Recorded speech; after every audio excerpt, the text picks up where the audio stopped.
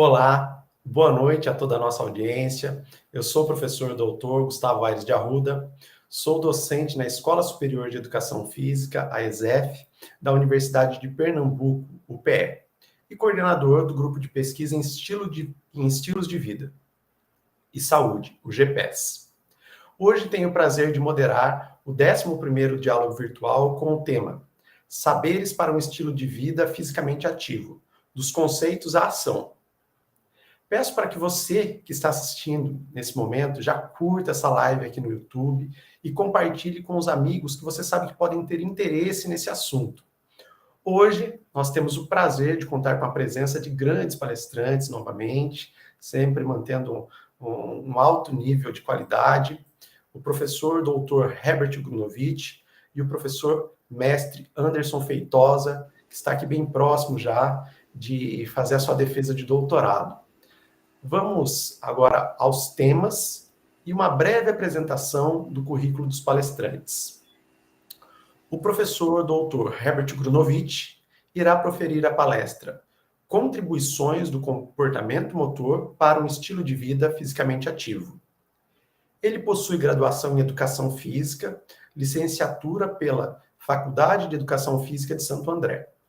É especialista em voleibol pela Universidade de São Paulo, fez mestrado e doutorado em Educação Física pela USP também, e realizou pós-doutorado pela University of Queensland, na Austrália. Atualmente é professor associado de ensino superior da Universidade Federal de Minas Gerais. Foi o vice-presidente da Sociedade Brasileira de Comportamento Motor, é revisor de 19 jornais científicos e atualmente também é editor da Frontiers in Psychology. O professor mestre Anderson Feitosa abordará o tema Physical Literacy, para o engajamento em atividade física. Ele é graduado em Educação Física pela UPE, fez especialização em Educação Física Escolar na mesma instituição, é mestre em Educação Física pelo Programa Associado de Pós-Graduação em Educação Física, UPE, UFPB. Atualmente está finalizando doutorado nesse mesmo programa de pós-graduação. O professor o professor Anderson é responsável pelo componente curricular de Educação Física no Ensino Fundamental na Prefeitura Municipal do Recife. Já atuou como docente na Universidade Federal de Pernambuco e na Universidade de Pernambuco, a UPE. Atualmente atua na Faculdade Guararapes, a UniFG, e aqui em Pernambuco. Neste momento, então, eu vou passar a palavra para realizar a apresentação aqui para o professor Anderson. Professor Anderson, fique à vontade. Agradeço já previamente ao professor Anderson e ao professor Herbert Grunovich pela disponibilidade de compartilhar o conhecimento e estar presente aqui nessa noite com a gente. Gente, eu trouxe uma filhinha aqui para agradecer direito, porque senão eu acabo esquecendo de fazer as coisas. Essas partes mais oficiais, eu vou, né, muitas vezes ligando ao primeiro e vou embora. Então, primeiro, boa noite a todos que estão presentes, né? E aos que vão assistir esse momento posterior, tendo em vista que isso fica disponível no YouTube. Queria agradecer ao professor Dr. Gustavo Aires, né, pelo convite. É sempre uma alegria, professor, falar para a comunidade da ESEF. Né? Eu tive e estou, na verdade, há uma década dentro, desde estudante de graduação até professor dessa instituição. Então, eu tenho todo o carinho do mundo de sempre voltar quando sou requisitado. Cumprimentar o professor Dr. Herbert. Né? Quando a gente começa a sentar à mesa com pessoas do calibre do professor Dr. Herbert, é que a gente sabe que está indo no caminho certo. Né? Então, me deixa lisonjeado aí dividir, né, a noite de hoje com o professor.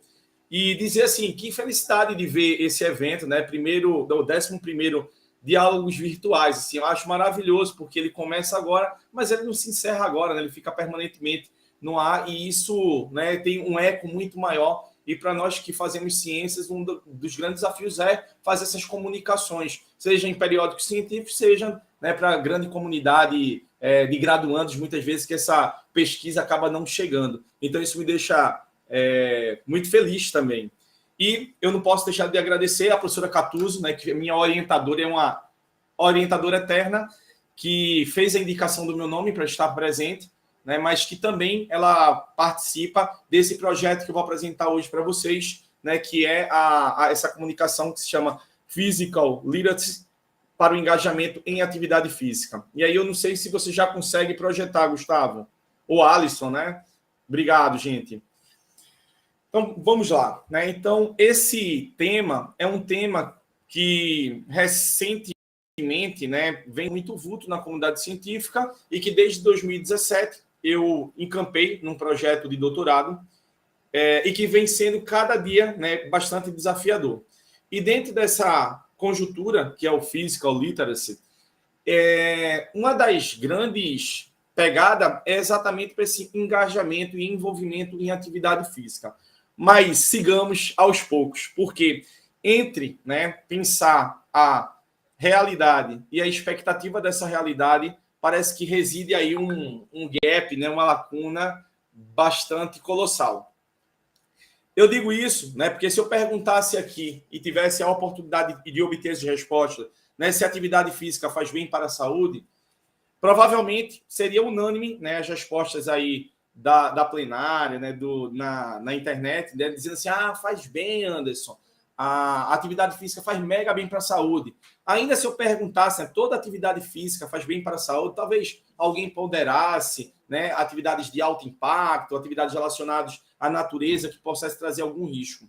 O fato, né, é que, tirando esses pormenores em relação ao que a atividade física pode trazer, né, de malefícios para a saúde, ela hoje é considerada uma grande aliada, né, para um estilo de vida saudável, né, para a qualidade de vida.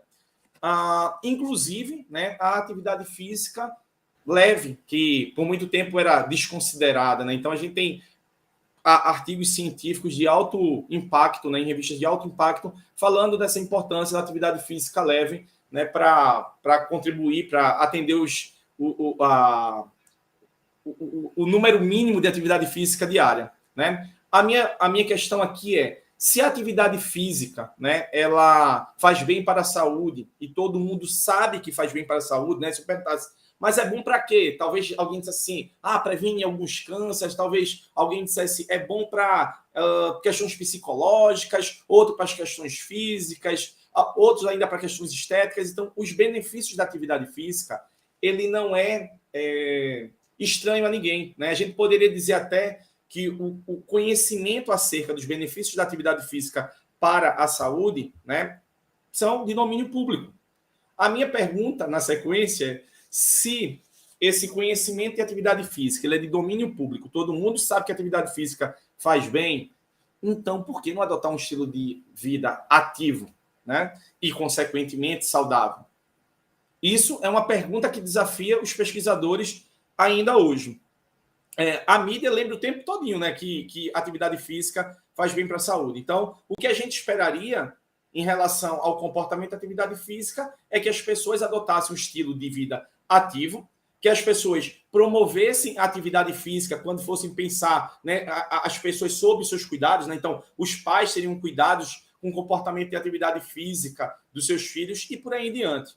O fato é que nenhuma população, seja a população pediátrica, seja a população de adultos, seja a população de idosos, elas atendem às recomendações mínimas de atividade física, né? Seja lá a média de 1 hora diária para as crianças e adolescentes, seja de 30 minutos para idosos, enfim, nenhuma dos guidelines de atividade física hoje ela é atendida por esses grupos etários. E o cenário ainda é pior, né? Porque não se atende na infância, e a infância que não atende, isso leva a um desengajamento ainda maior na adolescência, que vai para a fase subsequente da vida adulta e por aí em diante. Então, a gente tem um ciclo vicioso, né, de inatividade física ou de não atendimento às recomendações de atividade física. E uma parte, talvez, do problema, né, e eu levanto quanto tese aqui para vocês, se dá exatamente porque tem um hiperfoco nessa conscientização das pessoas, como se a tomada de consciência acerca, né, do benefício da atividade física para a saúde fosse o suficiente para a gente termos, né, pessoas engajadas em atividade física. E isso, né, parece que não está dando resultado. E aí, né, o que eu levanto de ideia na minha proposta de tese, né, no meu trabalho de doutorado, é exatamente que a gente tem um potencial que é o physical literacy para o engajamento em atividade física, né? E essa comunidade científica, ela traz essa perspectiva de dizer assim, ó, talvez esse physical literacy, ele seja, né, a conexão para o engajamento em atividade física.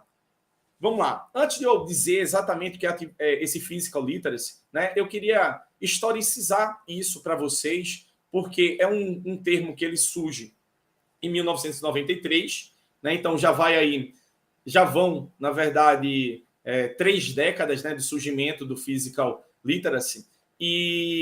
Mas, apesar do surgimento dele sair em 93, né, apenas em 2008, 2011 e 2013 é que houveram alguns congressos. E eu marco, né, o ano de 2010 como um ano central na divulgação e na promoção da ideia do physical literacy no mundo. Então, só em 2010, quando a sua autora, Margaret Whitehead, lança esse livro, né, como organizadora, tem uma série de outros autores importantes da temática que vão fazer contribuições, é que essa produção vai ganhar uma relevância. E aí a gente pode ver, né, que é uma temática que vem crescendo. Na revisão sistemática de Keegan e colaboradores de 2015, né, mostra esse avanço da produção que tinha-se lá em 98 até em 2017, aproximadamente. E essa outra revisão de Eduardo e colaboradores, eu particularmente gosto, porque você vê, né, que o livro é lançado em 2010,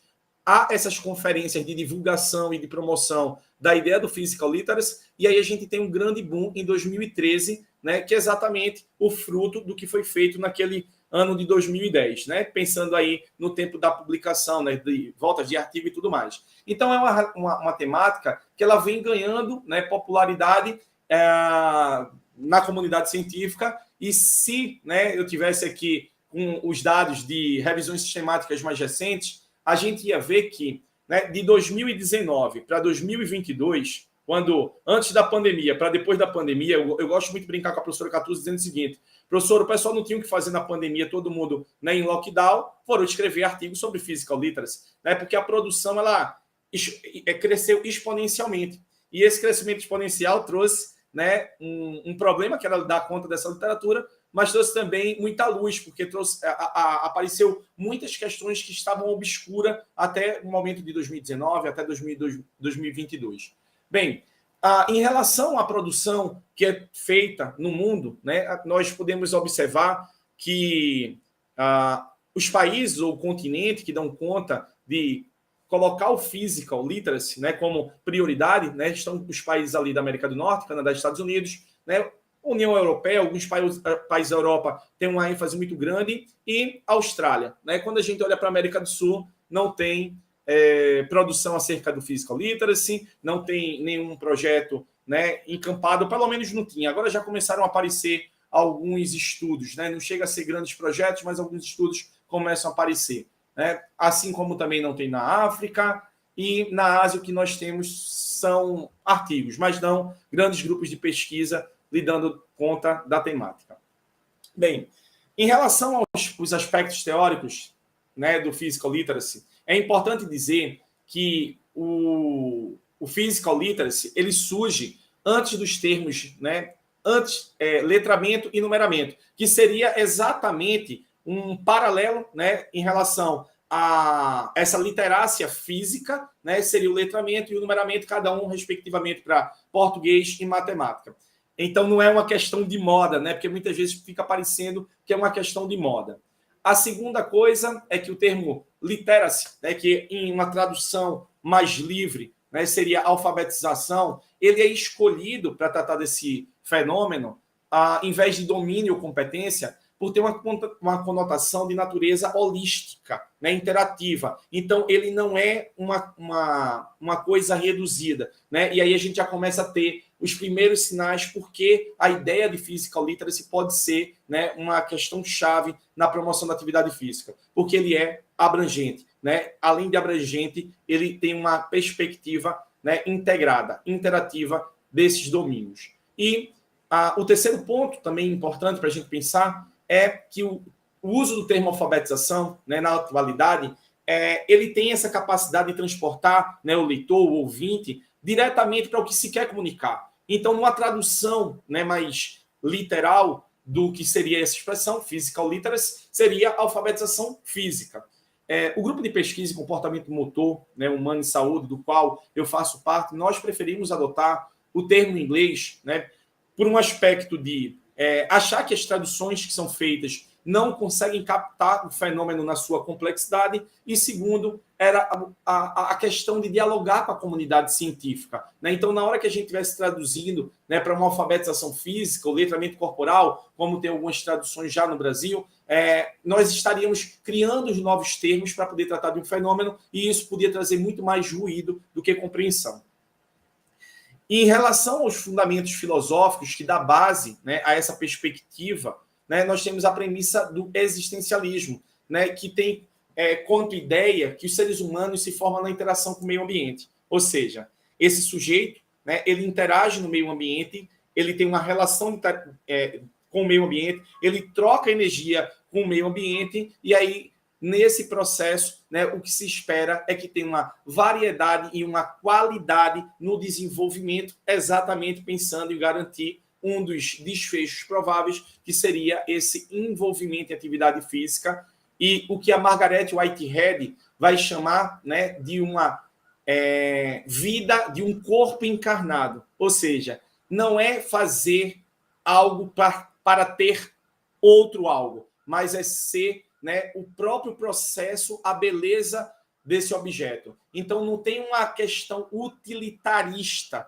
né? Então, a ideia de promover physical literacy para poder se engajar em atividade física, na verdade, isso é muito mais didatismo da minha parte, porque dentro da ideia de physical literacy, a atividade física compreende esse todo que é o próprio physical literacy. É a existência e a vivência desse ser encarnado.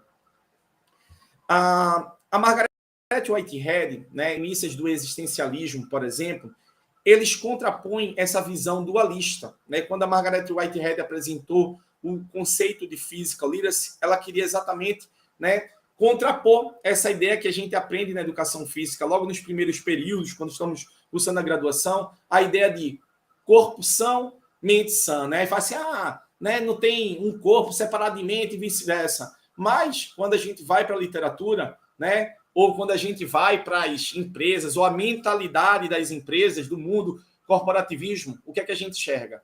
Eu peguei aí, né, algumas empresas, logomarcas de empresas que trabalham com questões de corpo e mente. Né? E aí a gente tem corpo e mente, clínica estética, clínica corpo e mente, saúde e bem-estar, estude o corpo e mente. Então, apesar da gente aprender, né, muito cedo que corpo e mente, né, são um todo integrado, né, o pensamento da sociedade ele ainda é muito segmentado, né, ele é muito dualista. Então, né, essa perspectiva da Whitehead vem trazendo uma ideia, né, exatamente monista. Né, e eu trouxe essa lâmina aqui anterior, muito mais para poder refletir, dizer assim, talvez seja por isso que português e matemática, né, ela tem mais valor do que a educação física, porque tem essa divisão entre corpo e mente, né, e entre corpo e mente, a parte da mente, que seria, né, a educação de português e matemática, teria mais valia do que as questões físicas da educação física. Como se, ao fazer qualquer demanda física,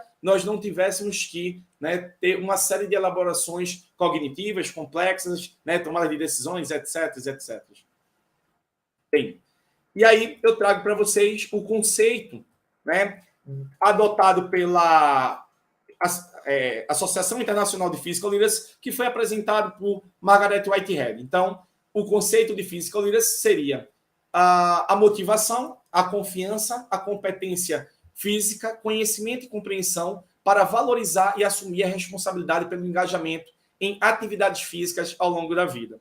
Esse conceito, né, ele é interessante para a gente porque ele traz 4 domínios. Esses domínios são a competência, o domínio físico, né, que ele é operacionalizado com a competência física, que se refere à capacidade de desenvolver habilidades e padrões de movimentos e a capacidade de experimentar uma variedade de intensidades e durações destes movimentos.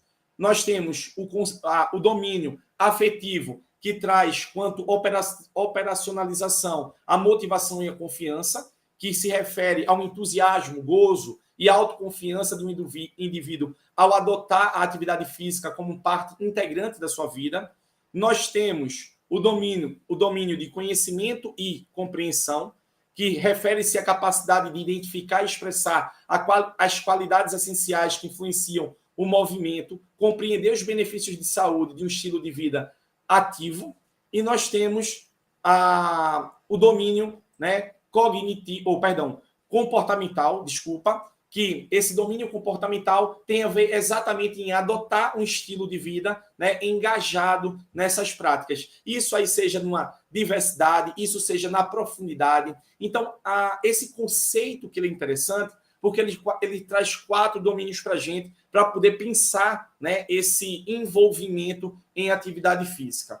Só que o envolvimento em atividade física, ele não é fim em si próprio, né? Porque ao me envolver em atividade física, eu também favoreço, né, por exemplo, o desenvolvimento de competências motoras, eu tenho a possibilidade, um espaço privilegiado em oportunizar o desenvolvimento da minha confiança, né, sobretudo nas práticas físico-corporais, esportivas. Eu tenho a capacidade de, ao fazer, de aprender, de conhecer, de compreender como é que esses fenômenos eles acontecem, né? Eu fico imaginando assim, temos estudos da área de aprendizagem que fazem assim, prática mental funciona? Funciona, né? Mas faz lá uma prática mental de duplo twist carpado e tenta botar em prática.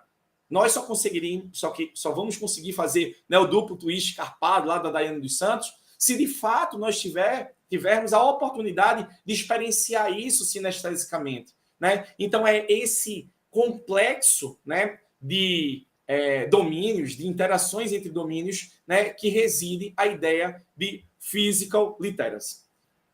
E muitas dessas definições do physical literacy, ou literacy, né, elas referem-se à participação vitalícia na atividade física, né? E aí a ideia dessa alfabetização, né?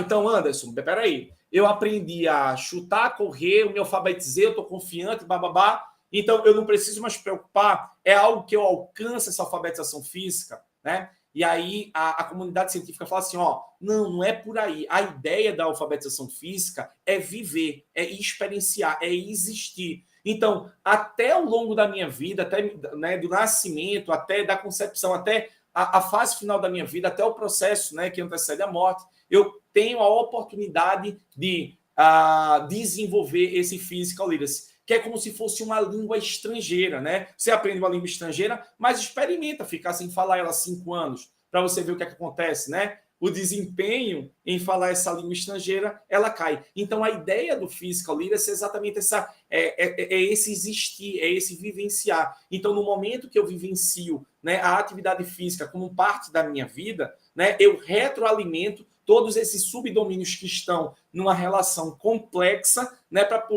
poder promover a atividade física.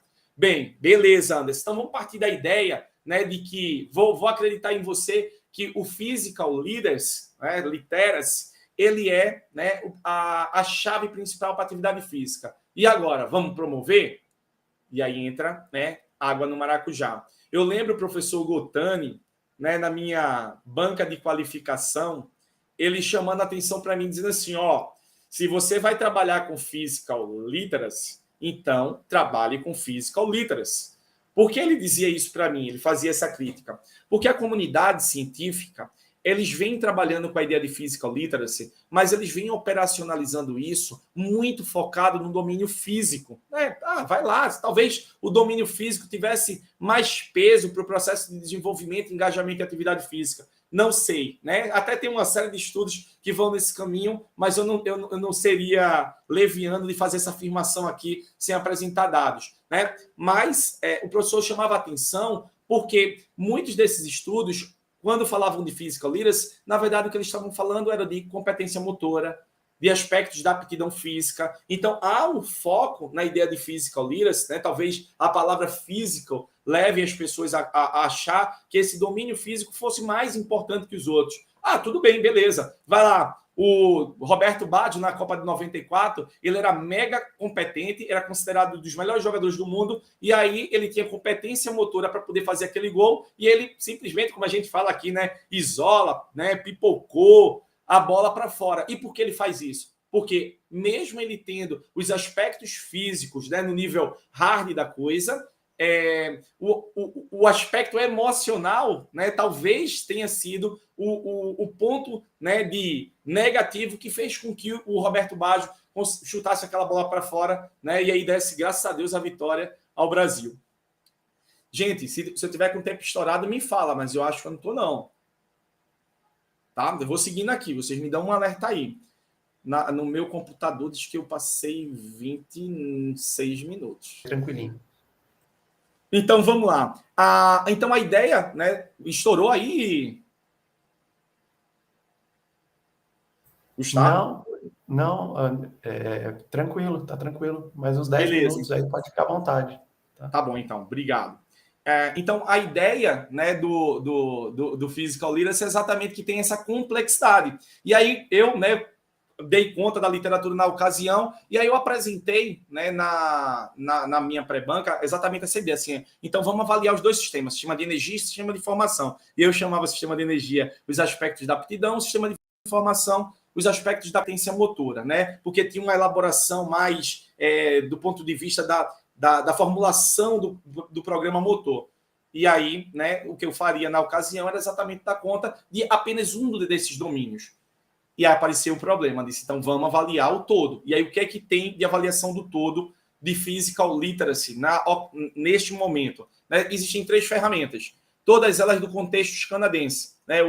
A bateria CAPL2, que é uma reformulação da CAPL, né? A primeira CAPL, que tinha uma série de limitações metodológicas, e a CAPL2 de fato cobriu essas limitações. Tem o PLF, tem, enfim, são 3 avaliações do contexto canadense. E essas avaliações, elas possuem limitações que mereciam muito cuidado, né? Limitações essas eram, elas eram contextualmente inseridas, né? Então elas avaliavam questões relacionadas a atividades com neve. Você fazia assim, tá, como é que eu vou avaliar questões relacionadas à neve, né, no Brasil, sobretudo no Nordeste brasileiro, aqui em Recife, né, onde a temperatura é de país tropical, literalmente. Outras questões relacionadas a essa avaliação é que eles utilizavam medidores de atividade física por autorreporte, né, autorreportado, de questionários que sabemos que tem limitações, e os que ainda avançavam para medidas diretas usavam pedômetros. Então, a gente já tinha claro que todos os instrumentos não poderiam ser aplicados e haviam limitações. Então, não tinha o que se fazer, né? Vamos criar uma ferramenta para o contexto, sobretudo brasileiro, né, que até pode ser administrada em outros contextos, mas a gente queria dar conta de um problema. E aí, criamos uma ferramenta, né, para poder dar conta disso. E aí, a medida de atividade física é exatamente por acelerometria, que é reconhecidamente, né, o padrão ouro, né? Não é que ela seja, que ela elimine a possibilidade de outros instrumentos, mas é considerado padrão ouro, sobretudo para pegar nível de atividade física moderada vigorosa, né, que tem aí talvez os maiores benefícios, pensando em alguns desfechos de saúde, né? A exemplo de síndrome cardiometabólica, que tinha a ver com um projeto, né, e em outra ocasião talvez a gente converse sobre isso. Então, eu tinha, né, essa ideia aqui, né? Esse seria um desenho do projeto. Então, a ideia era pensar esses domínios, físico, afetivo e cognitivo, para o engajamento em atividade física, né? E aí também um outro comportamento, né? Irmãos ali, pensando, né, nesses problemas relacionados aí à saúde, ao estilo de vida ativo e saudável, que seria o comportamento sedentário. E aí nossa preocupação, né, seria a obesidade como proxy de risco cardiometabólico, mas também pensando isso, né, na permanência em atividade física, tendo em vista que, né, esse declínio da atividade física ele vem ocorrendo, né, nas fases subsequentes das faixas etárias, no nível desenvolvimental. Bem, testamos, né? Então criamos essa ferramenta e testamos aí esse envolvimento em atividade física. Então, eu só trouxe um resultado, né, de uma vasta, vastos modelos de equações estruturais que fizemos para poder pensar, né, esse engajamento em atividade física. E aí veja que coisa interessante. Né? Mesmo com esse potencial que tem de pensar, né, o envolvimento em atividade física de maneira complexa, entendendo até como outro exemplo, aquele negócio do Roberto Bates que eu disse, né? A competência motora do cara, ok, mas a confiança estava baixa, conhecimento alto, né? Porque quando a gente pensa assim, eu tenho confiança alta, nível de atividade física alto, percepção alta, tudo alto, massa, maravilha, vamos lá, né? Eu imagino que esse cara vai se engajar. Mas, e quando a gente tem isso também, o contrário, eu imagino que ele vai, né, se desengajar de práticas de atividade física.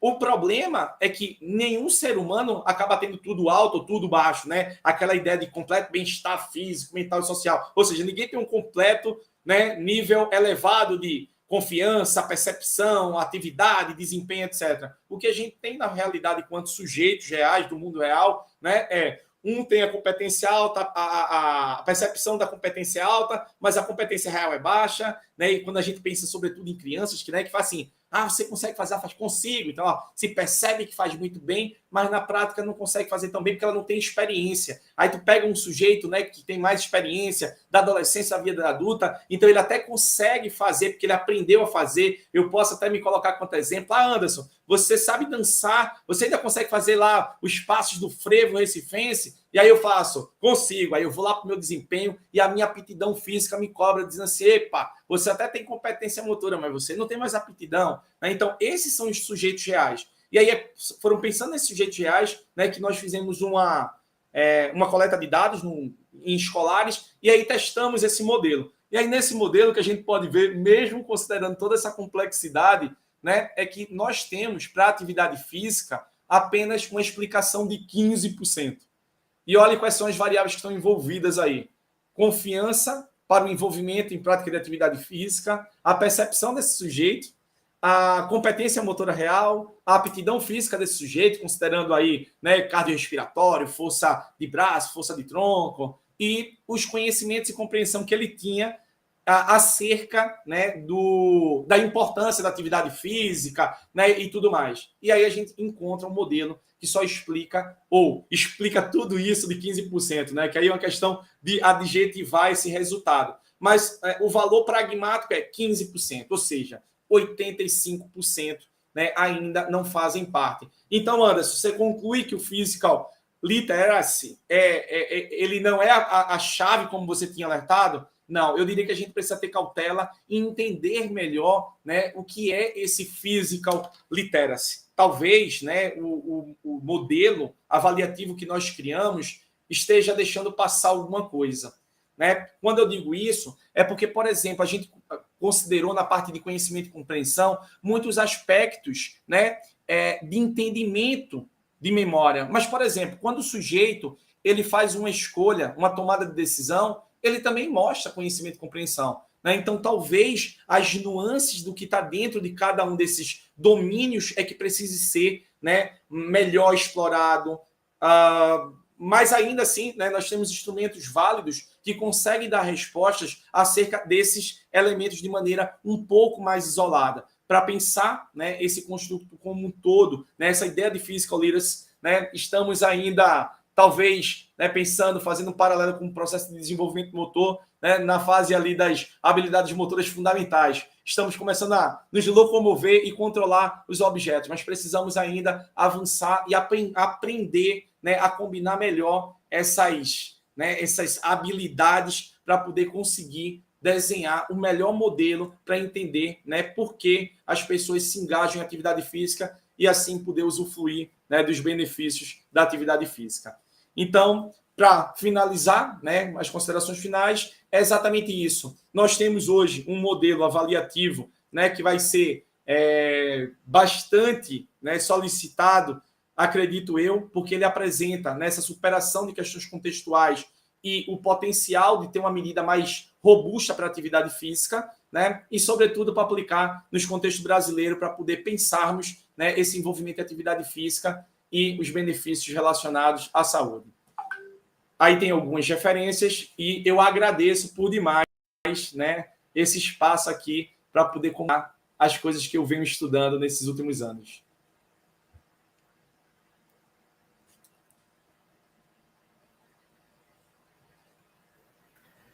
Muito obrigado, professor Anderson Feitosa, por essa belíssima palestra esclarecedora, apresentando aí um conceito que muitas pessoas provavelmente não tinham essa aproximação.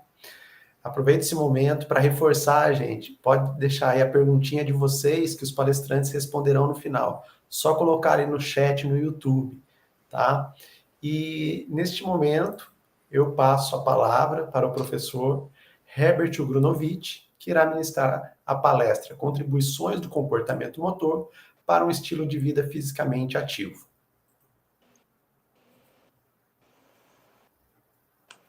Bom, boa noite a todos. Gustavo, tá ok aí? Tudo ok, professor Herbert? Muito obrigado por estar participando aí com vocês, com o professor Alisson. Então, poder dividir um pouco do que eu vou começar minha...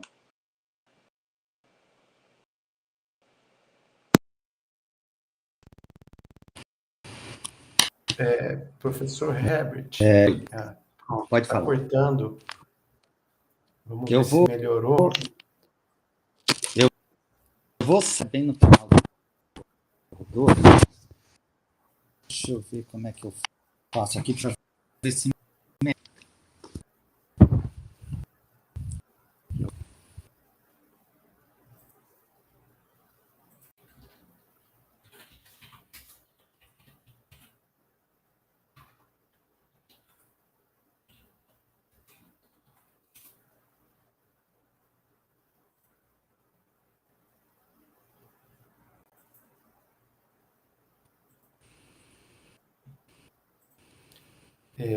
Vamos testar, professor Herbert. Está me escutando agora?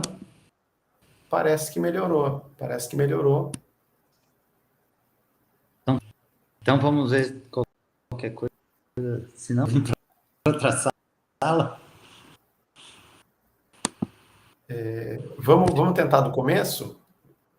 Vamos. Aí você pode começar, porque cortou bem no comecinho ali, eu acho que o pessoal que estava assistindo perdeu ali um pedacinho.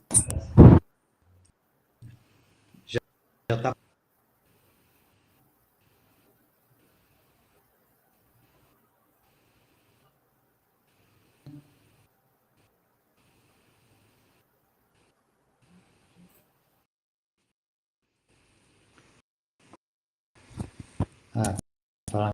Sim, só com o monitor, então eu não estou vendo o que você está contando. Estou só na minha apresentação. Então, ok. Obrigado de novo, Gustavo, participando aqui do 11º Diário Virtual, Alisson. Esse momento. É um prazer, sempre falo. A gente faz o que gosta de estudar. Espero que possa isso para a formação de vocês, para quem está participando. Então, o tema já está aí, contribuições para um estilo de vida fisicamente ativo. Então, primeiro, está envolvido em várias situações para a nossa sobrevivência, que muitas vezes as pessoas não percebem isso. Mas eu consigo um tempo de reação rápido, não só mais rápido para conseguir escapar, mas eu consigo também idade quando está vindo para ver o quando escapar. Então, professor Herbert. Oi. O pessoal, aqui a gente vai fazer um teste para verificar se melhora. Seria possível você fechar durante a apresentação a sua câmera para a gente ver se o áudio... foi uma orientação aqui do pessoal, para tentar ver se o áudio... Porque parece que o áudio ainda está cortando. Vamos ver. E agora? Como é que tá? Melhorou? Fechei Melhorou, a câmera. Melhor porque já fica mais leve, né? Sem a minha câmera. Posso seguir?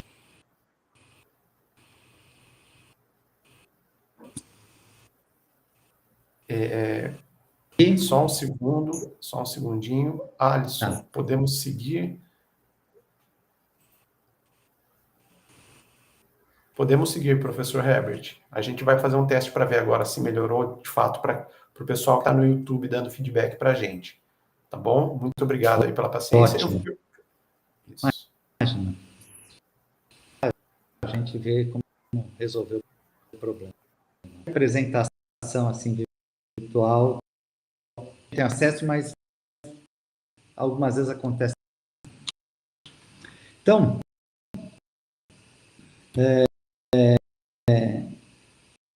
fala de ser fisicamente ativo, pensando não só na criança, no humano que vai até lá o idoso. Então, eu estou pensando em habilidades específicas, determinadas,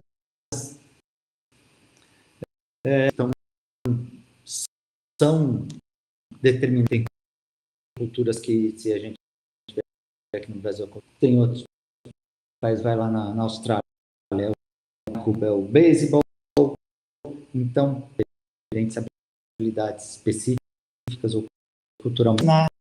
Esse tipo de habilidades é bem conhecimento das físicas, força, velocidade, como coordenação multimembros, como timing,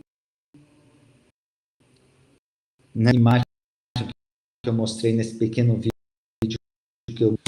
E uma coisa que eu foco é que eu preciso também das habilidades. As habilidades são aquelas que não dependem tanto de um, mas muito mais pela própria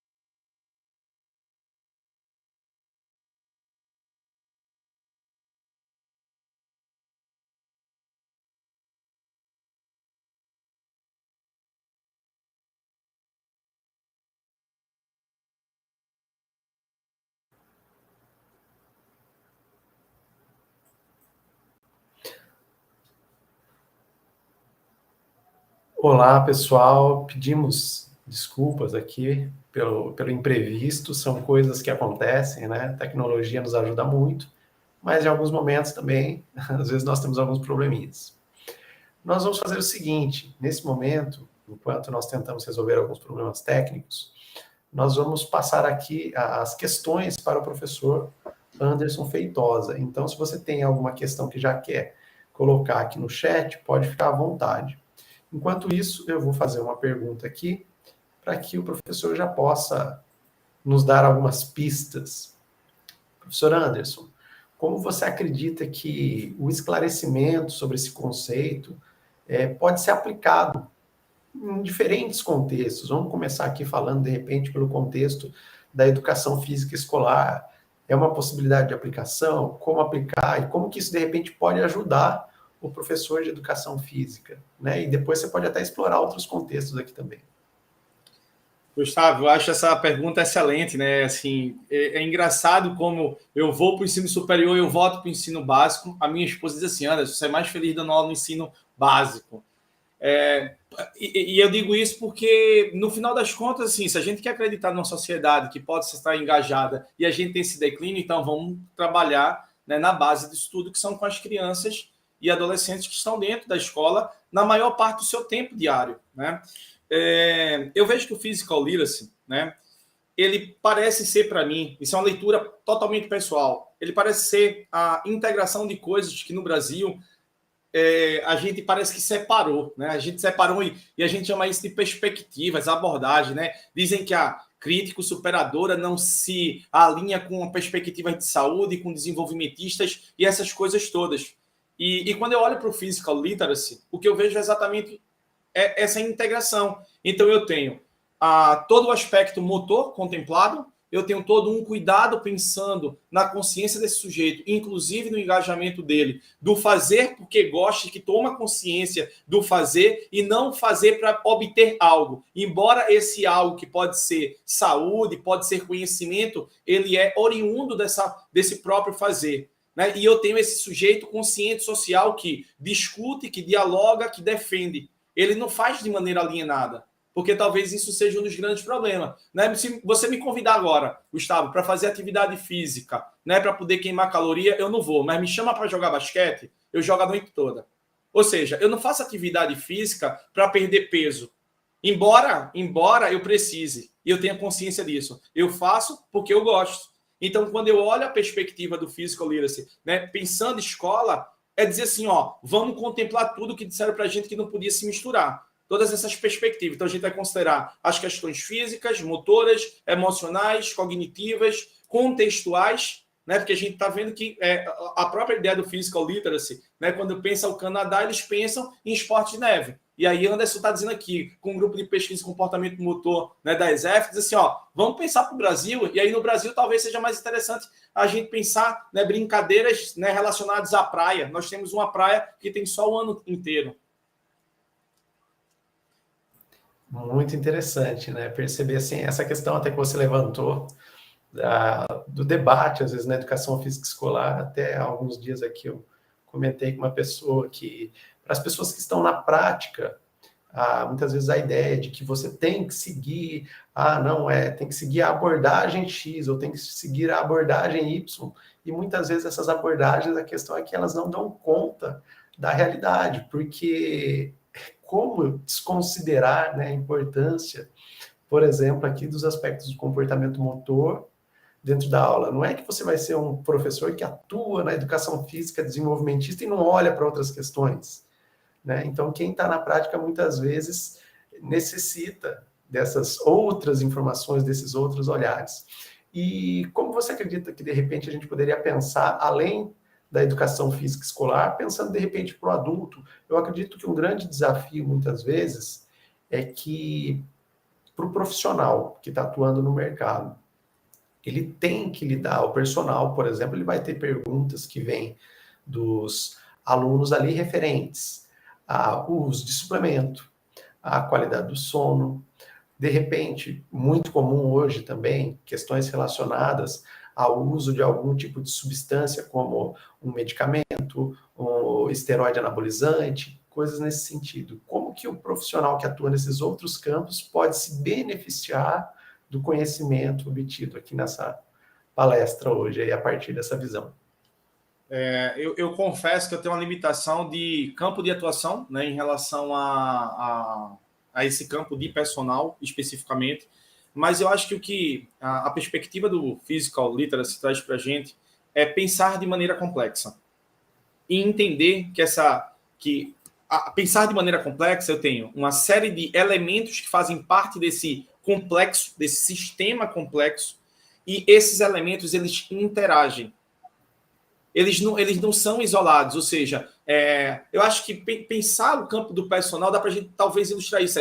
Se o cara faz só a alimentação, ele tem um resultado 1. Se ele faz o exercício, ele tem um resultado 1. Ou seja, se ele faz alimentação combinado com o treinamento, ele tem um resultado 2? Não necessariamente. Muitas vezes isso se catalisa, né? Eles entram numa sinergia. Então o resultado não vai ser 2, vai ser 3, vai ser 4.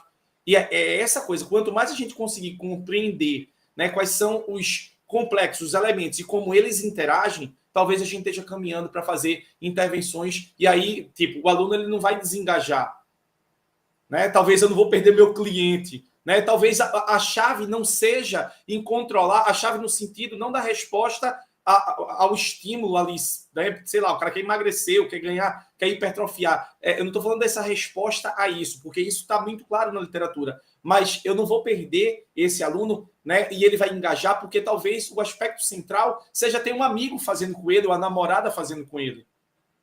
Então, tentar identificar o que é central, né, nesse complexo que a gente interage, pensando em escola, pensando o educador físico que vai trabalhar como personal, é um ponto. E para cada sujeito, já que é uma experiência encarnada, é uma experiência única, que Anderson vai ter, que o professor Gustavo vai ter, que o professor Herbert vai ter, cada um vai ter experiência única, então a gente precisa ler esse sujeito entendendo. Aí fala assim, pô, então é muito difícil, porque do final das contas é como se fosse uma impressão digital, cada um é individual. É exatamente isso. Só que, apesar de ser individual, existe uma série de padrões que são previsíveis, são prováveis que aconteçam. Então, aí vem os estudos científicos dizendo assim, ó, né, parece que se tu propor esse tipo de coisa, sei lá, exercício à noite, tem uma chance maior das pessoas engajarem do que for durante a manhã. E aí a gente precisa ir fazendo esse mapeamento e consumindo essa literatura científica. Muito interessante, porque de fato, dentro da área, né, muitas áreas se preocupam com essa questão do engajamento, porque uma coisa é o indivíduo começar, outra coisa é ele conseguir permanecer, né? E algo interessante para a gente pensar sobre isso é que muitas vezes as pessoas, inicialmente, pelo menos, têm essa questão de pensar no objetivo que é, naquele momento, emagrecer, né? Inclusive foi um dos tópicos abordados no último diálogo virtual, né, anterior a esse. E quando essas respostas, às vezes, elas não acontecem de forma tão rápida, a pessoa pode, às vezes, até parar. Mas a questão é que essa resposta não ocorreu de forma rápida, porque tem uma série de fatores, como você comentou, que precisam ser considerados. E na atuação do profissional, por mais que muitas vezes ele esteja pensando com aquele objetivo, não, o momento agora é o momento de aumentar a força muscular, ou quero gerar hipertrofia, o treino é tal, ou quero emagrecimento, não, agora o objetivo é aumentar KM, né, para os corredores, só que a gente muitas vezes tem que lembrar dessas questões complexas que você está levantando, que vão dizer, mas espera aí, esse indivíduo aqui, ele quer aumentar a quilometragem de corrida, mas o que é que dentro de todas essas questões que de repente não está sendo considerado na hipertrofia? O que não está sendo considerado? Pensando na hipertrofia, essa pessoa entrou com esse objetivo, mas vai dar tempo de atingir esse objetivo? Então, são muitas questões interessantes que você deixa para a gente pensar aqui. Gustavo, me permita... A Whitehead, né, a autora do termo, ela é muito ela sustenta muito a ideia, né, do corpo encarnado, um corpo que vive isso, né? Se a gente parar para pensar, esse exercício a gente fez muito, eu e a professora Catuso, né, de pensar assim, somos physical literacy? Né? O que é physical literacy? Quem é um sujeito physical literacy? E as coisas que eu vejo de maneira aplicada, né, quando eu olho para algo concreto, que eu diria assim, ó, parece que o physical literacy mora ali, né? Pensa numa pessoa que faz capoeira, pensa numa pessoa que faz yoga, pensa nos fisiculturistas. Eles dominam, né, uma série de questões. Eles dominam a parte físico-motora, sim. Eles têm isso quase como uma filosofia de vida, é uma perspectiva de vida. Eles vivem aquilo. Eles não fazem a capoeira, por exemplo, para ser campeão. Eles simplesmente fazem capoeira. A pessoa não faz yoga, até faz, né? Muita gente busca yoga para poder ter qualidade de vida, ganho, sei lá, de qualquer objetivo desse que a gente queira pensar físico. Mas ele não permanece por isso. Ele acaba adotando aquilo quanto estilo de vida, né? A ideia de viver aquilo. Então não tem um fim. Eu não vou fazer... a ideia do Physical Literacy é exatamente o desenvolvimento, pensando, né? Vamos pensar no mundo ideal, que a gente trabalhe com crianças e desenvolva essa ideia de Physical Literacy. Então a gente vai ter uma comunidade que vai estar empenhada em praticar esportes coletivos, esportes individuais, atividades aquáticas, fisiculturismo, capoeira, etc. Então a ideia do Physical Literacy, e aí quando a Margaret Whitehead, eu dou o braço a torcer para ela, isso enquanto a gente estiver pensando no fim, esse fim vai ser alcançado ou não. Se eu alcanço, acabou minha meta, eu paro. E é exatamente isso que ela fala. Se eu alcanço e eu gosto, vira estilo de vida. E se eu não alcanço, eu me frustro e eu paro. Eu acho que nesse ponto ela acerta bastante, né? Em propor que é uma existência encarnada, que a gente vai fazer isso até o final da vida. É muito interessante essa questão colocada. E assim, acho que deixa também uma dica, uma pista muito importante nessa reflexão, porque por mais que muitas vezes a gente sabe aqui que o profissional que está atuando na área ali vamos chamar de fitness, né? Está atuando no fitness, como a gente falou da escola, eu acho que para a escola até a contextualização ficou muito clara, assim, né? Mas é a identificação da possibilidade de compreender o conceito e aplicar, de fato, em muitas áreas.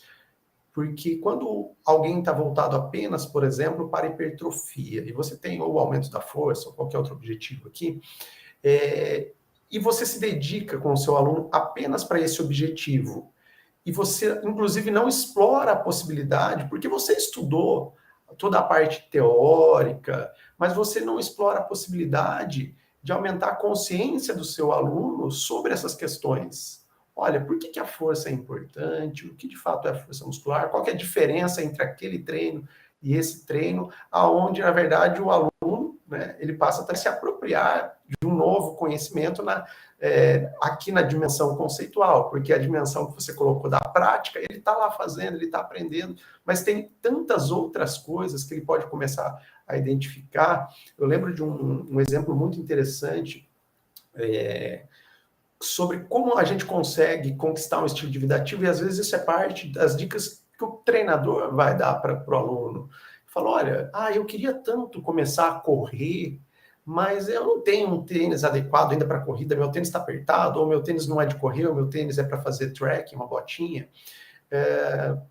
E aí, uma dica que o treinador pode falar, tá bom, você não está correndo hoje, mas vamos fazer o seguinte, se uma das barreiras aqui parece ser o tênis, compra o tênis. Mas e se eu comprar e eu não começar a correr? Compra, ele está ali, é um lembrete para você. Isso, assim, como uma estratégia investigada cientificamente, de você ir modificando algumas questões ambientais, dentre tantas outras possibilidades, e que muitas vezes é o diferencial, nesse exemplo que eu quero trazer aqui no nosso debate, de um personal que consegue olhar além da série, além do intervalo, ampliar esse olhar, buscando outros conhecimentos. Inclusive, eu deixo aqui as dicas, né, de um outro diálogo que a gente também teve, que foi um olhar da psicologia, e como tudo isso, né, você está se aprofundando em toda essa área aí, vai contribuindo para as nossas reflexões, algo muito interessante. Pessoal, gostaria de saber você falou, Gustavo, desculpa interromper. Você falou isso do tênis, e o momento que eu mais me engajei em atividade física de corrida, que hoje faz parte da minha vida, né, até o final da vida eu vou correr, foi quando eu comprei um tênis. A Ultra Booster da Adidas, que era um tênis que tinha responsividade, não sei o quê, foi o suficiente. E isso é muito interessante, né? Porque o que é chave para um não necessariamente vai ser para o outro. É por isso que é bacana ir entendendo bem, né, qual é nosso aluno, qual é nosso cliente, atleta, etc.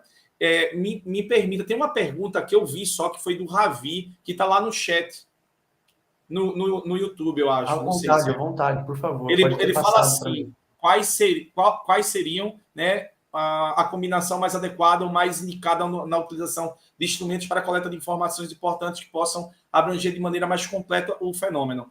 E aí, né, Ravi, eu acabei de criar um instrumento bastante abrangente, né? Então eu diria assim, usa a ferramenta da gente, o ABCPL, né? Vai ser o ABCPL, né, o nome da ferramenta, né? Avaliação brasileira para crianças, né? Crianças porque foi validado para crianças, mas ela tem um potencial bastante grande, inclusive que a gente brincou utilizando o teste, né, com adultos, e aí você vê que os adultos não dão o efeito teto, por exemplo, dos questionários de conhecimento e compreensão, e isso é um termômetro exatamente que ele tem sensibilidade para poder testar, né, avaliar sujeitos mais velhos. Mas bem, o ABCPL, Ravi, né, eu não apresentei ele porque não era o objetivo da comunicação, mas assim, ele é um instrumento bastante abrangente, então pegou tudo que no mundo inteiro se faz. Então, na parte motora, o que é que se usa nesse ABCPL? Utiliza correr, saltar, arremessar, chutar, que são as habilidades sínteses, né, de TGMD, que é o padrão ouro, e que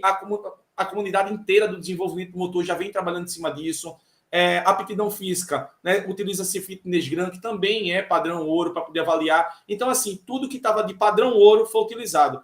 E o que é que não tinha, né? Que foi o caso do questionário para confiança. E teve um segundo agora. Comportamento sedentário, né? Porque os comportamentos sedentários, os instrumentos focavam em algum tipo de comportamento. E aí o grupo já tinha criado um instrumento anterior que compreendia tudo, né? Comportamento deslocamento passivo, tempo de tela e tempo sentado. Então, é um instrumento abrangente também. Então, assim, o instrumento ele é mega abrangente, né? Talvez, né, na minha fala, quando eu fiz a comunicação, o conhecimento e compreensão, né, é que nós fomos para um lugar de conhecimento e compreensão e ele pode ser muito mais diverso. O processo de criação de instrumentos, ele não é uma coisa simples, porque muitas vezes o que acontece também é assim, eu avalio tua velocidade e tua agilidade. Então, todo mundo que tem velocidade, né, tem, sei lá, vou dar um exemplo aqui, tá?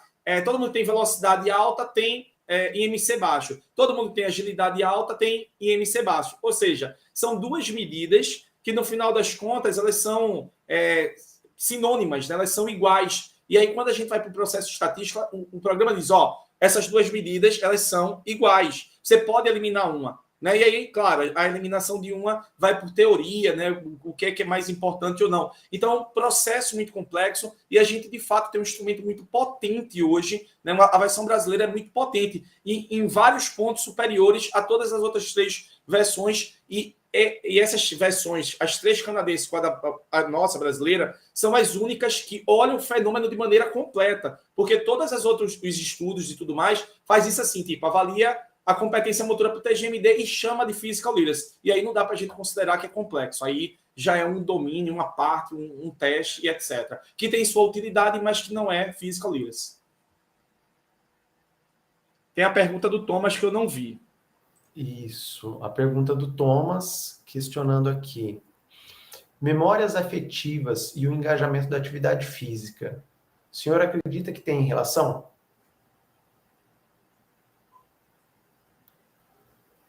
Essas memórias, provavelmente as experiências anteriores, né, com a prática de atividade física, porque são provavelmente essas experiências, dentre outras, que vão gerar essas memórias afetivas, né? Então, eu não consigo te dizer de maneira pragmática aqui, porque eu não tenho nenhum estudo para poder dizer, né, o quanto, sei lá, a relação que isso tem.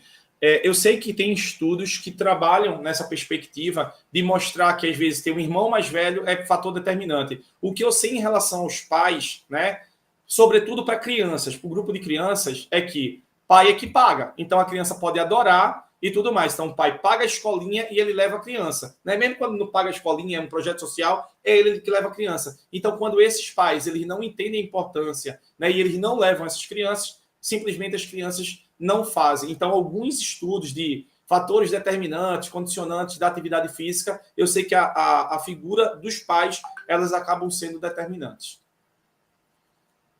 Muito legal. É interessante pensar, né, quando a gente olha para essas questões aí, vou até aproveitar, Anderson, porque a gente tem algumas informações, né, alguns estudos científicos aí, é uma das áreas que eu gosto também, que eu atuo. Recentemente a gente publicou um artigo que é sobre o tracking, né, a estabilidade da prática de atividade física em diferentes dimensões, né, no esporte, nas atividades de deslocamento, atividade de forma geral. E o que a gente identifica é que existe esse efeito, que aqui eu não estou atribuindo exatamente a questão das memórias afetivas, até porque provavelmente o que há é uma rede complexa de fatores que vão influenciar nessa estabilidade, no fato da pessoa que praticava, sei lá, no começo da adolescência, continuar praticando no final da adolescência, na idade adulta e assim por diante. Então, essas são algumas informações interessantes. E eu fico imaginando aqui as possibilidades, como você já levantou aqui a questão da pergunta que foi realizada. E aí, como que a gente verifica? Né? E você respondeu muito bem essas questões aqui. E eu fico imaginando agora os passos que a gente tem para dar nessas questões, compreender um pouco melhor como uma intervenção, né, as medidas e uma intervenção direcionada a partir da compreensão do physical literacy pode modificar esse comportamento que a gente sabe que tem uma certa estabilidade. Digamos assim, aquelas crianças, adolescentes que não praticavam atividade física, vamos colocar da infância ali, como mudar essa rota? E será que a gente vai conseguir mudar essa rota a partir desse domínio do physical literacy? Eu acho que são questões agora que ficam para a gente aí que são muito importantes. Aproveito aqui, gente, infelizmente o professor Herbert ele teve algum probleminha ali na conexão que inviabilizou de fato a participação dele hoje. Mas aqui eu coloco o compromisso de, em outro momento, trazer o Herbert para a gente ter uma conversa, quem sabe aqui com a participação do Anderson novamente. E então, se vocês tiverem mais alguma perguntinha para fazer, ainda dá tempo aqui no chat. Não percam essa oportunidade. O Thomas pediu para desconsiderar lá, né? Ele botou assim: memória afetiva, o engajamento da atividade física. Só acredita que tem relação? Eu acho que ele cria uma pergunta, não sei se o Thomas está fazendo pesquisa, né? Mas, por exemplo, memórias afetivas é algo que não está no instrumento ABCPL. Talvez fosse uma variável que poderia ser considerado dentro do conjunto, né, do domínio afetivo. Então, é isso, assim, quando vocês me dão a oportunidade de falar, vocês vão fazendo pergunta e sugestionando, né, elementos que são legais para poder pensar. Eu não tenho essa resposta. Assim, eu não conheço nenhum estudo que trabalhou com memórias afetivas, engajamento e atividade física, né? Mas eu acredito, por exemplo, uma percepção do que eu leio e das relações que eu tenho de outras variáveis, que sim, né? Eu fico pensando, estou pensando agora quanto eu, assim, eu acabei de falar para o Gustavo, me chama para jogar basquete. E por que eu quero jogar basquete, mas eu não vou fazer atividade física para queimar caloria? Porque é uma memória afetiva. É algo que foi desenvolvido. E aí eu só consigo gostar e praticar o que eu sei. Né? Então veja o quanto é importante a gente conhecer. Né? Mas não se resume a só conhecer. Né? Eu preciso ter espaços, por exemplo, adequados, precisa ser fomentado. E aí, né, Gustavo, pensando assim, eu quero mudar a trajetória, então eu preciso mexer em variáveis, eu preciso mexer na brincadeira. Né? Eu estou dentro da escola hoje. Né? O que é que eu fiz? Eu cheguei na escola em maio, não tinha uma bola na escola. Como é que eu vou promover engajamento e atividade física se eu não tenho? Eu até tenho uma quadra boa, mas eu não tenho equipamentos. Então, eu consegui negociar com a diretora, e aí uma verba que não era para esporte, mas acabou comprando um material. Eu pego as bolas no recreio, e aí você vai ver o impacto de atividade física, ou seja, do nada, principalmente para o grupo das meninas, né, para alguma coisa de atividade física. Porque elas passaram a jogar handebol, vôlei, queimado, porque não tinha equipamento. Então, é isso, assim, a brincadeira é tentar, né, mapear essas coisas para intervir.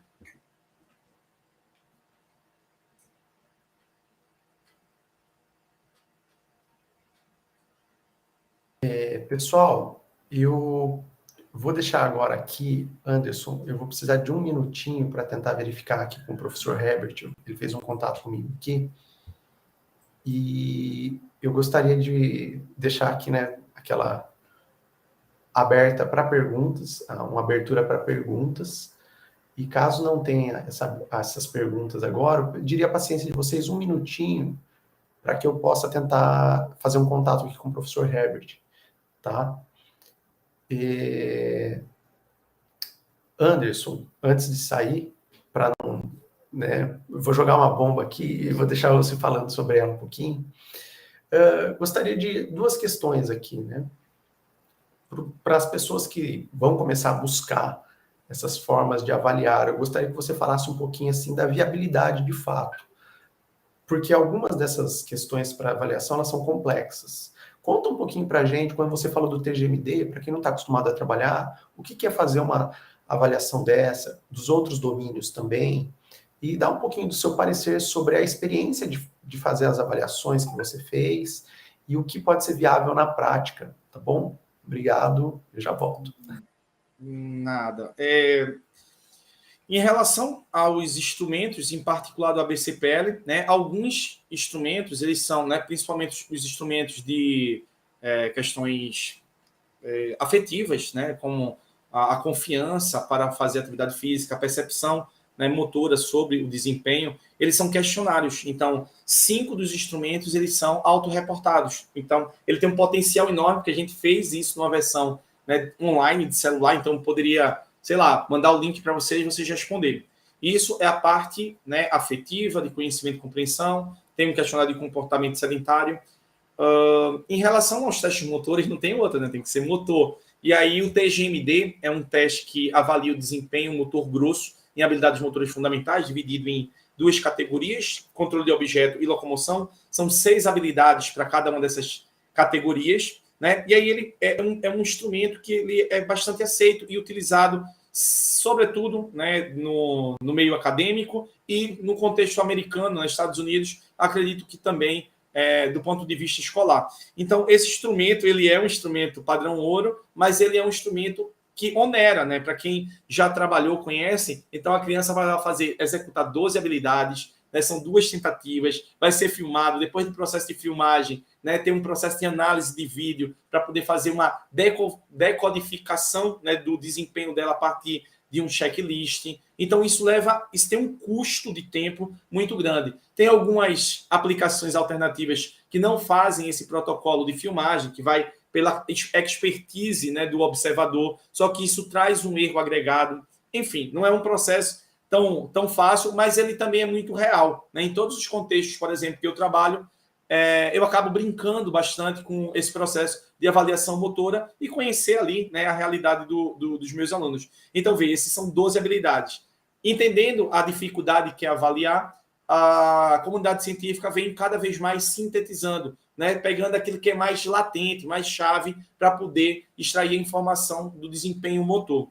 E isso é só um exemplo. Então, no ABCPL, que é o instrumento que nós propomos, né, ele tem apenas 4 habilidades motoras, né? Fora os testes de aptidão que também precisam, né, do desempenho efetivo, né? Então, corrida do pace, né, progressive aeróbic, run, endurance cardiovascular, que é o teste do vai e vem, tem repetição de braços, repetições de flexão de abdômen e por aí adiante. Então, essa parte não tem outra, tem que fazer no campo. Mas, né, isso também não está longe da realidade, porque quem está, sei lá, pensando no contexto do fitness, né, acredito eu que todo mundo tem responsabilidade, né? Podia botar um hashtag só que não, mas as pessoas estão fazendo avaliação física até para poder mensurar, né, medir qual é o estado atual do sujeito, né, o quanto minha intervenção, né, o programa do que eu estou propondo, ele tem efetividade. Eu só posso fazer isso comparando, né, o antes e o depois, né, porque eu posso estar propondo, sei lá, determinado programa de treinamento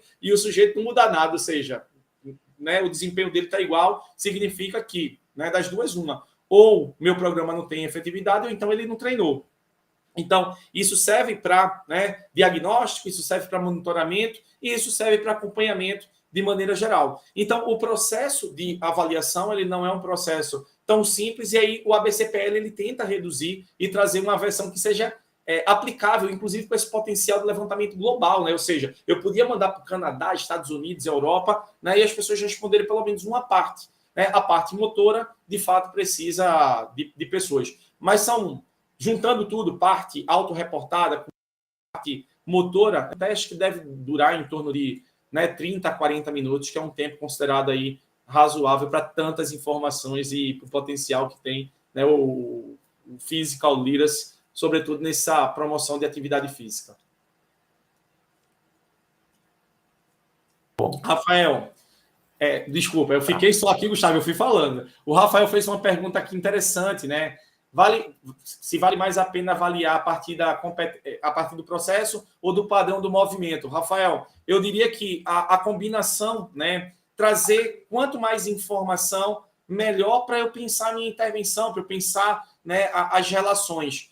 O que se acredita, e também não é verdade, é que, né, o melhor processo teria o melhor padrão. E a gente tem sujeitos com processo e padrão deficiente, processo e padrão eficiente, e a combinação entre ter um processo bom e um padrão ruim, e o contrário disso. Então, esses são os sujeitos reais, por isso que é interessante avaliar as duas coisas, porque aí eu acabo tendo um cenário, né, muito mais real. E aí, qual é o melhor cenário? É quem tem o processo e o padrão eficiente, né? Ele consegue ter ali, né, um padrão, talvez pensando no esporte já de rendimento, algo tipo, um padrão mais econômico, né, eficiente no sentido de alcançar a meta, sem gastar tanta energia e, sobretudo, alcançando a meta que seria esse produto. Então, é a combinação. No ABCPL, nós temos a medida de processo e produto. Então, a gente pega o checklist do TGMD, mas também tem opções alternativas de outros checklists, né, de procedimentos desenvolvimentais e para poder fazer essa análise, e também, né, o tempo da corrida, a distância, né, do arremesso, do chute, o quilômetro por hora que a bola saiu com pistola radar, né, e a distância do salto horizontal. Muito bom, gente. Eu sei que a gente vai ter mais perguntas aí, o pessoal vai perdendo a timidez no processo, né? Eu estava falando com o professor Herbert Grunovich, ele de fato teve um probleminha ali de conexão e acabou impactando porque parecia que o software estava funcionando para ele e quando a gente abre a apresentação a gente não vê parte do que está acontecendo. Mas eu quero, assim, agradecer muito a disponibilidade do professor Herbert Grunovich. Ele já falou para mim que já combinamos aqui, 2023 ele estará com a gente, tá? E aí a gente vai conversar, de repente a gente se organiza de novo, né, Anderson, e faz algo, porque aí eu gostaria até que, assim, antes de eu falar, eu tenho um recado muito importante para dar para vocês, agora nesse finalzinho. Mas antes disso, eu gostaria até que o professor Anderson, que comentou do professor Herbert no comecinho, falasse para vocês um pouquinho da importância. Falou, venham para o diálogo quando ele estiver aí, porque vai valer a pena. Eu gostaria de falar um pouquinho, Anderson. Não, é isso. Eu brinquei, né, com o professor Herbert, mas é porque eu tive a oportunidade de assistir aula do professor Herbert, assistir comunicações do professor Herbert, de ir jantar com o professor Herbert, e é sempre um aprendizado, professor contemporâneo, a professora Catuso, e é uma outra geração, a geração anterior aí, a geração de tops, né? São uma galera que pode contribuir bastante na formação, né, de todos nós. Muito legal. Pessoal, eu disse que eu tenho um recado importante, agradeço aqui a fala, professor Anderson, eu tenho um recado importante para vocês. Quero aproveitar para convidar vocês agora para o último diálogo virtual de 2022, que acontecerá no dia 7 de dezembro, já está pertinho aqui, tá? Semana que vem, e vai ser no mesmo esquema, das 7 às 8h30, com o tema Educação Física e Esporte, atuação com excelência fazendo a diferença para a sociedade. Teremos novamente palestrantes assim de grande renome nacional e internacional. Contaremos com a presença do professor doutor Edilson Serpelloni Cirino, da UEL, o professor doutor Victor Matsudo e o professor doutor Arli Ramos de Oliveira, também da UEL, e o Victor Matsudo do Celafiscs. Tá? Então, será um evento realmente imperdível. Eu já vou colocar o link aqui no chat para vocês. Tá? Por incrível que pareça, que o chat não está funcionando para mim nesse momento. Mas agora eu acho que está carregando. Vamos ver. Foi aqui. Esse aqui é o link, tá? Do 12º. Quem quiser pode já fazer a inscrição. Novamente, esse evento será gratuito. E vai ser um evento muito interessante. Tá? Gostaria de pedir para vocês uma salva de palmas aqui para o professor Anderson Feitosa, que veio aqui, contribuiu, conversou bastante com a gente.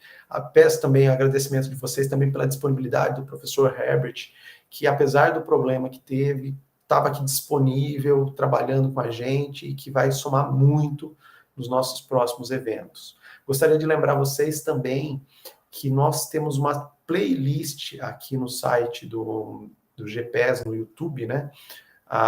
E lá vocês vão encontrar os diálogos anteriores. Nós estamos aqui no 11º, vamos para o 12º, e tem uma grande quantidade de informação com muita qualidade, com pessoas assim que de fato a gente está trazendo grandes nomes, pessoas que têm uma grande contribuição, que trabalham pela educação física, que têm experiência prática e produzem teoricamente também sobre o assunto.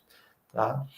Para os detalhes finais aqui, quero agradecer a Escola Superior de Educação Física da Universidade de Pernambuco, a ESEF-UPE, ao professor Mauro Barros, fundador do GPS. E quando eu faço esse agradecimento para o professor Mauro, quero incluir todos os outros professores que fazem parte do grupo, tá? Eu não quero nem ser injusto aqui de citar, é lógico que eu penso aqui nos nomes, mas não quero ser injusto de citar um nome ou outro agora, porque, na verdade, o agradecimento é para todos vocês que fazem possível esse projeto do diálogo virtual, porque muitas vezes a gente tem esse momento do encontro, mas tem muita coisa acontecendo antes para que isso possa dar certo. Agradeço também ao Alisson, que está nos ajudando na transmissão, a Renata, e aos discentes que colaboram na divulgação, fazendo as postagens, que compartilham nas redes sociais. Tá? Muito obrigado a todos vocês. E no mês de dezembro nós vamos ter esse encerramento, que vai ser um momento muito especial, com grandes surpresas aí. Então eu convido vocês a participarem desse momento de encerramento na semana que vem. Deixo essa fala final agora para o professor Anderson poder se despedir e falar, de repente, aí algo que ele ainda quer falar para vocês, tá bom?